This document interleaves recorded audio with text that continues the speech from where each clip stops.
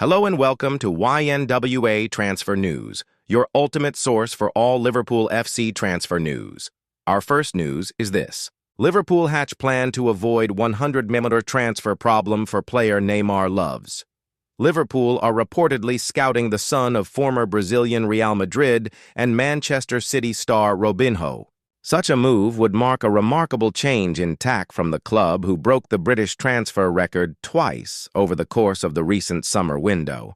Robinho JNR, also known as Juninho, is 17 years of age and has made his first 3 senior appearances for Santos in the Brazilian Serie A in 2025.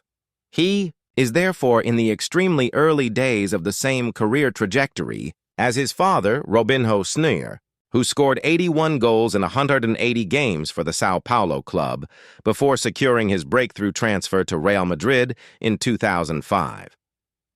Except in this case, Liverpool are said to be the European giant with designs on securing a forward with high potential before he reaches the peak of his powers. According to the Daily Mail, Red scout Dazzler Marquez has been present at numerous matches in South America to catch a glimpse of Robinho JNR, even if it has only been brief, managing to sign a prospect of this ilk before they have had the opportunity to showcase what they can do elsewhere on the European stage could help save Liverpool from paying gargantuan sums, as they did for Florian Wirtz, 116 and Alexander Isak, 125 this summer, but it comes as no surprise knowing that Michael Edwards is the mastermind behind Liverpool owners Fenway Sports Group's footballing enterprise. It was Edwards who, when in his former role as sporting director at Anfield, attempted to prize Rodrigo from Santos as a 17-year-old. In that instance, Rodrigo rejected the approach, later transferred to Real Madrid, and has spent most of this year linked with Liverpool and other Premier League clubs for a sizable fee, another who went on to conquer Europe from the humble beginnings of playing for Santos is Brazil international Neymar. He is a title winner at both Barcelona and Paris Saint-Germain, and now at 33 years of age has returned to play for his boyhood club. According to the report, Neymar, as a former teammate of Robinho JNR, has somewhat taken his son under his wing. Neymar has even backed him publicly following his Santos debut, explaining, "Juninho has a lot of potential. He's very similar to his father, regardless of what his father is going through. The boy has a very good head, very strong. It's not easy to be in his place. It's not easy to debut like this, with the pressure that comes with his name. He's here and I'm here to help. He's a good-hearted boy. I'm rooting for him so much. I saw him when he was little, and today he plays alongside me. Time is passing, and he has the skills." Robinho JNR reportedly has a 43mm release clause in his contract. His mother is acting as his de facto agent, as his father is serving a 9-year prison sentence in Brazil for a rape committed in 2013. It is added Liverpool would have competition from Chelsea, who have made a point of singing South America's young talents over recent seasons, the latest being Estevão Willian, who has instantly found a place in Enzo Maresca's team. Extraordinary new claims over Marc Guehi to Liverpool as sources reveal why. January move remains possible. Liverpool's pursuit of Marc Guehi could take a decisive turn in the January transfer window, with sources telling Team Talk that it would be premature to rule out a move for the Crystal Palace defender midway through the season. Guehi was set to join Liverpool on the final day of the summer transfer window. The England international centre-back has undergone a medical with Liverpool, who had an agreement in place with Palace over a 35 million, 43 meters, 47.4 meters transfer fee. However, Palace pulled the plug in the final hours, after last season's FA Cup winners failed to sign Igor Julio as Guehi's replacement. Despite a failed attempt to secure the 25-year-old Palace centre-back in the summer, Liverpool remain in pole position. Sources have told Team Talk that suggestions that Liverpool will wait until Guehi's contract expires in the summer of 2026, making him a free agent, may be misguided, as transfer chess pieces are already in motion. La Liga giants Real Madrid and Barcelona are said to be eyeing Guehi for a January move, adding urgency to Liverpool's quest to secure the services of the former Chelsea centre-back. However, these reports are to be read with caution. Palace, aware of the risk of losing their captain for nothing next summer, face mounting pressure to cash in during the January transfer window. Clubs often leverage media narratives to spark bidding wars or inflate fees, and Palace's posturing could be a tactic to extract maximum value. However, Liverpool, known for their shrewd transfer dealings, hold a trump card: Guehi's desire to join them. Personal terms were agreed in the summer, signaling the defender's preference for Anfield. Liverpool's strategy could hinge on a calculated lowball offer in January. By presenting a modest bid, they might tempt Palace to accept less than their desired valuation rather than lose Guehi for 3 months later. Additionally, Liverpool could reach an agreement in principle with Guehi in January for a summer move, thereby securing his services without a transfer fee. This dual approach, low offer or an agreement in principle, puts the Reds in a commanding position. Liverpool favorites for Marc Guehi, sources Guehi, a standout for England and Palace, would bring composure, athleticism, and leadership to a Liverpool backline seeking depth amid Virgil van Dijk's advancing years. The defender's performances at Selhurst Park this season will only sharpen interest from Europe's elite, but Liverpool's prior agreement and strategic leverage make them favorites. As January nears, the transfer rumor mill will churn. But Liverpool's blend of patience and opportunism could land Guehi at a bargain in the middle of the season or for nothing in summer, shaping their defense for years to come. Latest Liverpool news. Florian Wirtz revelation. Ibrahima Konate, update. Liverpool sources have given a one-word response after learning of Real Madrid's interest in Guehi of Bayern Munich. Insider has made a startling revelation about Florian Wirtz after the Germany international. Attacking midfielder completed his move to Liverpool from Bayer Leverkusen in the summer transfer window. Transfer guru Fabrizio Romano has revealed Liverpool's stance on keeping Ibrahima Konate, who is out of contract at the defending Premier League champions and is the subject of interest from Madrid. Liverpool save millions on Florian Wirtz thanks to secret clause. Liverpool will reportedly only be forced to pay the full $134 million transfer fee for Florian Wirtz on one condition.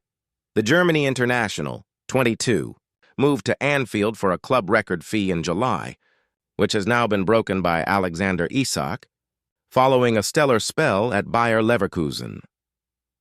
Wirtz established himself as one of the world's best players during his time at the Bay Arena, and he registered 16 goals and 15 assists during his final campaign at the club.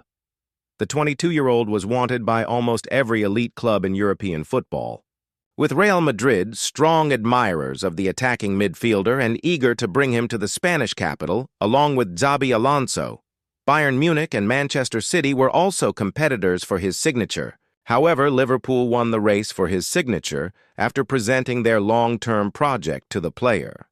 Although Wirtz is yet to register a goal contribution in 3 Premier League appearances for Liverpool, the Reds still believe they have acquired a world-class player and understand that he will need time to adapt to English football. Furthermore, the Times have revealed that Liverpool are unlikely to pay the entirety of Wirtz's $134 million transfer fee. Florian Wirtz to Liverpool. According to the Times, Liverpool agreed to pay a guaranteed fee of 115.6 million for Wirtz, in addition to 18.5 million 16 million in potential add-on clauses. However, those add-ons will reportedly only be triggered if Liverpool win the Premier League or the Champions League on 4 occasions during Wirtz's time at the club. The Reds have assembled one of the best squads in world football. However, they have only won the English top-flight title and the Champions League a combined 4 times since the Premier League era began in 1992. As a result, there is reason to believe they will never pay off Wirtz's entire transfer fee. Furthermore, the club also managed to negotiate that 5 equal payments will be made to Bayer Leverkusen to cover the initial fee for Wirtz, as opposed to an upfront payment. Marc Guehi's transfer stance. Backed as Liverpool warned about $68 million risk. Gary Neville has expressed support for Marc Guehi's decision to stay put at Crystal Palace rather than attempting to push through a transfer to Liverpool. He emphasized that the defender's professionalism will benefit him in the long term, despite denying him a dream move in the short term. Guehi came close to signing for Liverpool this summer, but the move collapsed on deadline day when Palace failed to find a replacement. The 25-year-old, now in the last year of his Selhurst Park contract, was heavily pursued, with Liverpool leading the charge and agreeing a $47 million transfer before the deal fell apart. Throughout the uncertainty, Guehi remained committed to Palace, continuing his training and match involvement without any disruption. This stood in stark contrast to players like Alexander Isak and Yoane Wissa, who aggressively pushed for moves from Newcastle and Brentford, and got them. Many fans and pundits suggested Guehi's professionalism may have cost him the switch to Anfield, implying he should have pressed harder like others had done. Neville, however, strongly rejects this view, praising Guehi's conduct as the proper path to follow. There was narrative that was like, you're better off being Alexander Isak because you'll get your move than being Marc Guehi who doesn't, Neville said on the Stick to Football podcast. But I was thinking no, because in the long run, 70 years of your life, it will pay you back. The Manchester United legend also lauded Guehi's graceful response to questions about the Liverpool saga after England's 5-0 triumph over Serbia on Tuesday. There was an interview with Marc Guehi. I thought it was brilliant, Neville said. I thought the class, the way in which he handled the question around the situation with Liverpool. He had a smile on his face. He was so relaxed. It was just his manner and the way he dealt with it. He didn't antagonize. He didn't come out with anything smart.